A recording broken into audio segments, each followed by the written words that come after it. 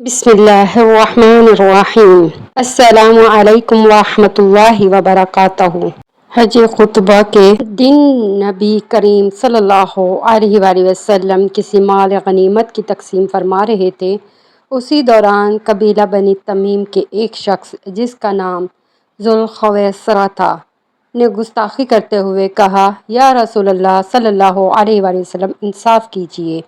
ये अल्फाज सुनकर रसूलुल्लाह सल्लल्लाहु अलैहि वसल्लम ने इरशाद फरमाया, अफसोस, अगर मैं इंसाफ ना करूँगा तो फिर कौन करेगा। हज़रत उमर रज़ियल्लाहु अन्हा जो नबी सल्लल्लाहु अलैहि वसल्लम की अज़मत और गैरत के मुहाफ़िज़ थे, फ़ौरन अर्ज़ करने लगे, या रसूलल्लाह सल्लल्लाहु अलैहि वसल्लम, मुझे इजाज़त दीजिए कि मैं इसकी गर्दन उड़ा दूँ। नबी करीम सल्लल्लाहु अलैहि वसल्लम ने फरमाया, तीर के नोक पर देखो, कुछ नहीं मिलेगा। लकड़ी पर देखो, कुछ नहीं मिलेगा। दांतों पर देखो, कुछ नहीं। परों पर देखो, कुछ भी नहीं। बस वो दीन को छोड़ चुके हों।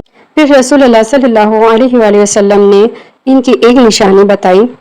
इनका एक सरदार होगा जिसका एक हाथ औरत के पस्तान या गोश्त के लोथरे की तरह होगा, जो थल थल हिलता होगा।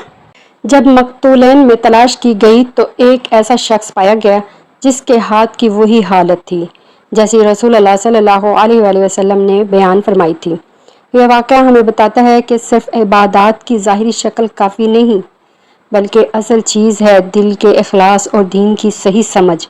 नबी करीम सल्लल्लाहु अलैहि वसल्लम की बसीरत, अदल और पेशन गोई क़यामत तक रहनुमाई करती रहेगी।